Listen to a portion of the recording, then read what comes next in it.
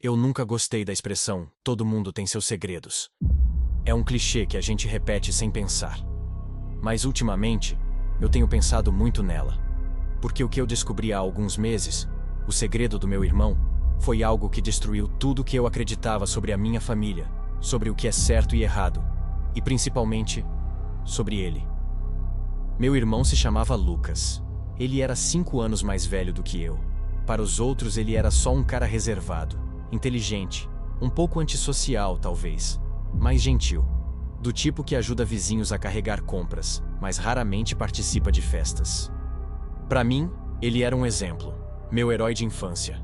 Ele me ensinou a andar de bicicleta, me defendeu de valentões na escola, me apresentou filmes de terror quando meus pais achavam que eu era novo demais para ver esse tipo de coisa.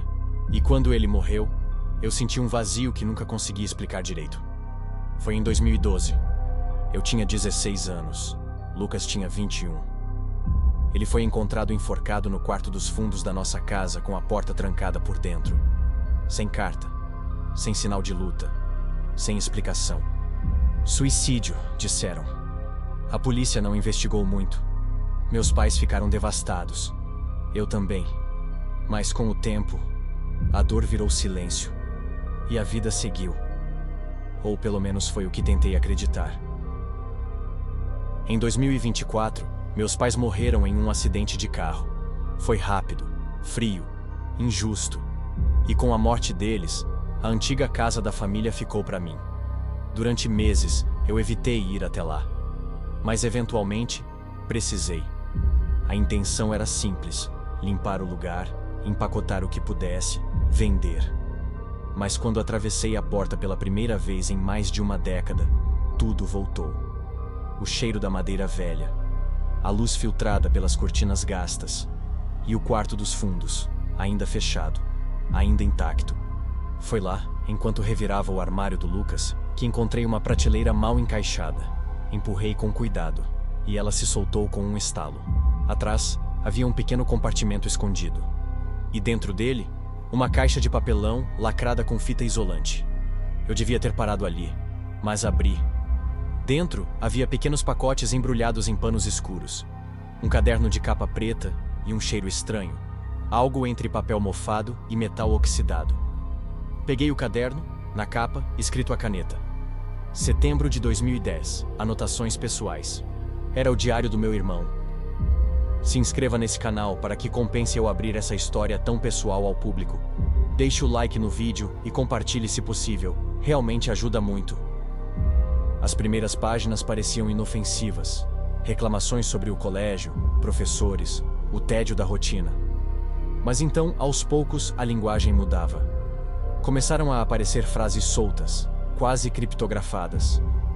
Experiência 01, tolerância ao sofrimento, espécie, felino, resultado, positivo. Hipótese, dor não é obstáculo, é alimento. Eles não ouvem, eu vejo demais. Eu achei que era ficção, talvez uma tentativa dele de escrever algo sombrio, um conto. Mas não era.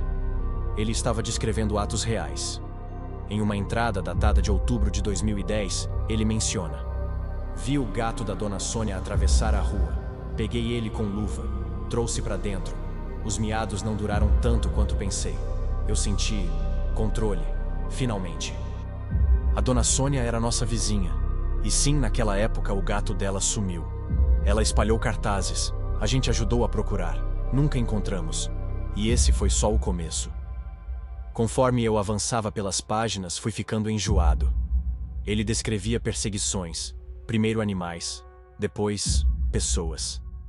A garota do ponto de ônibus, sempre sozinha. Tem algo na forma como ela segura a mochila. É tão vulnerável. Hoje, segui até metade do caminho. Amanhã, talvez mais. A garota existia. Eu me lembrava. Ela morava a 2 quarteirões da gente. Desapareceu em novembro daquele ano. Tinha uns 17, 18 anos. Nunca foi encontrada. Em outra entrada. Ele entregava panfletos na padaria. Toda terça, às 18 horas. Tão previsível, tão fácil. O erro dele foi tossir quando passou por mim. O som ficou na minha cabeça. Esse cara também sumiu. Eu lembrava da comoção na vizinhança. Nunca associei nada disso ao meu irmão. Agora tudo fazia sentido. E pior, os crimes estavam documentados, meticulosamente, com datas, horários, mapas, nomes. Era como ler o diário de um caçador. No fundo da caixa, encontrei pequenos objetos. Um brinco rosa com uma pedrinha solta. Um chaveiro com um urso azul. Uma pulseira artesanal. Todos embrulhados com etiquetas.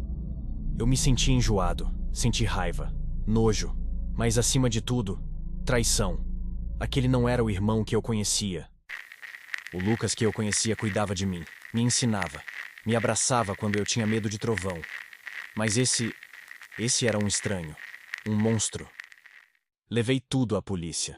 Eles me ouviram, primeiro com ceticismo, depois com espanto. As investigações antigas foram reabertas. Casos arquivados cruzavam com os relatos do diário. As provas batiam. Lucas foi oficialmente ligado a pelo menos 4 desaparecimentos.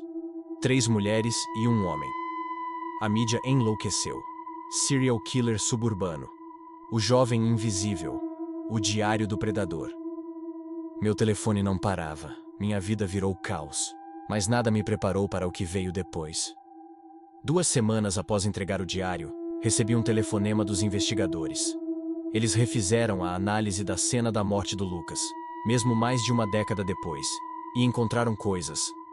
Marcas estranhas no chão, um ângulo inconsistente na altura da corda e, o mais impactante, a tranca da porta foi manipulada com um mecanismo de arame preso por fora, pelo lado de fora da maçaneta, como num truque de escapismo.